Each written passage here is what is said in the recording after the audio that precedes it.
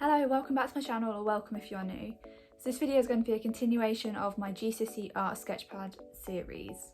So I've uploaded a video of my GCSE art sketchpads already without audio. That was completely on purpose because art should be a personal journey. So there really is no point in me explaining exactly why I did what I did. So what I will say is that even if you aren't aiming for the very top grades, this video could still be really useful because it's always better to aim higher and then get lower rather than to aim low in the first place. First of all, just a small disclaimer that I did take the exam 4 years ago, however the fundamentals will still be the same. So without further ado, let's get on with the video. So when I took my GCSE art, my mum actually said to me, "But Beth, you can't draw." And I thought, you know what, I'm going to prove you wrong. Now looking back, I spent way too much time on my artwork and not enough on my other studies. However, it got me the A star, so we won't look back. I think I even did some work on Christmas Day, which is a little bit sad, but there we go. What I'm getting at is that time and effort will equal results. So the first really important thing is to get that balance between quality and quantity. Even if you have amazing drawings or paintings, it really doesn't mean anything unless you have the quantity. You could think that that tonal drawing you've done is absolutely amazing, however the examiner might not agree. So if you have more quantity, you have more chance of getting that higher grade. However, of course, to have the quality and the quantity, you need to have the content. So what should you put in your book? Now we all know that the eventual aim of any GCSE unit is to get an amazing final outcome. However, this is only going to happen if your work's had a journey to get there, and you need to show this to the examiner. So experimentation is going to be your best friend. Experimentation really is key. At the start of your course, your teacher's probably going to get you to experiment with different media, Indian ink, colour pencils, graphite pencils, etc. However, this will only take you so far. I would often work with pieces and experiment with things I knew I wouldn't like, just to be able to say that I didn't like them. When you write about these things, it's really important to be really honest and to evaluate them. So even if you didn't like working with them, make sure to put it in your book, it's really important. Exploring different media from primary and secondary sources shows diversity, and this is what the examiner is looking for. This shows development. Speaking of development, you're going to need artist studies and lots of them if you want a high grade. So to start off with in your course, your teacher will probably point you in the right directions of some artists to study. However, you're going to need to take this further and do some research yourself. So get on Pinterest, on Instagram, follow artist pages on Facebook, etc. Don't feel like you have to only study really famous artists. I found a lot of artists on Instagram and things like this where I could only find maybe one line of information about them. Obviously don't do this for every artist, however it's okay to do sometimes. Sometimes it's more about learning their style than it is to actually get to know the artist. So for my Unit 1, I actually studied 14 different artists. And for my Unit 2, 15 different artists.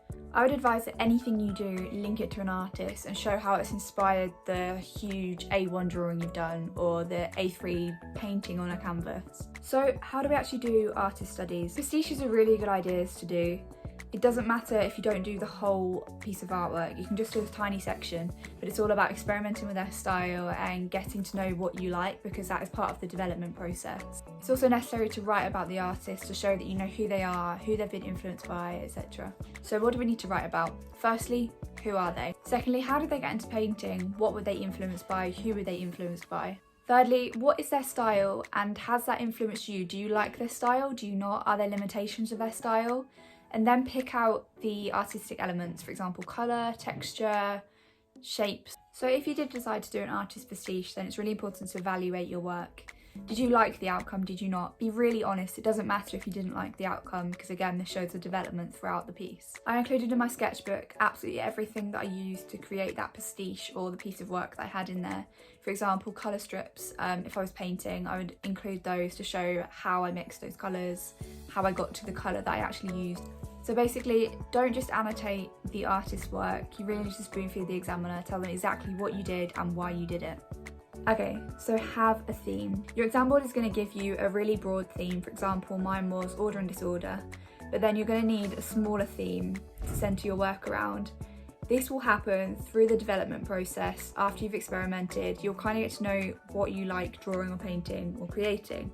So obviously it's fine to experiment. At the start of your course, your teacher will likely give you things to do to experiment with different media, experiment with different styles, and experiment with painting or drawing different things.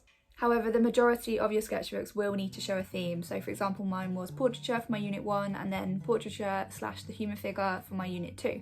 It's really important to choose a theme on something that you actually really like working with. It's actually quite easy to link them to the broad theme that the exam board give you. You really can do anything.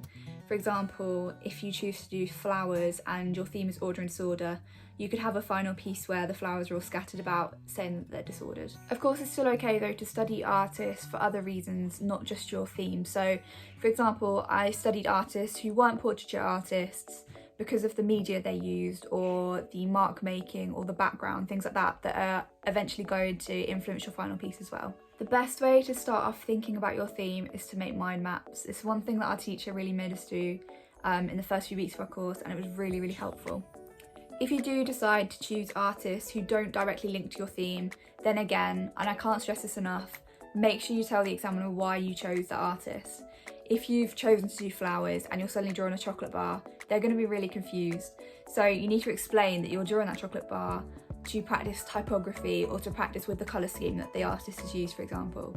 From all of these things, this should lead you nicely to thinking about your final piece at the end of the course. So first and foremost, your final piece should definitely be from your own imagery. Otherwise, this can be classed as forgery, so be really careful.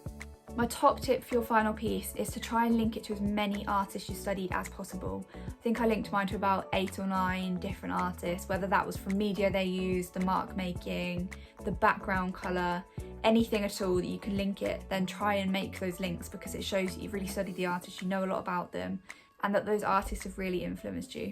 These links can be really, really precise, or they can be a bit more obscure.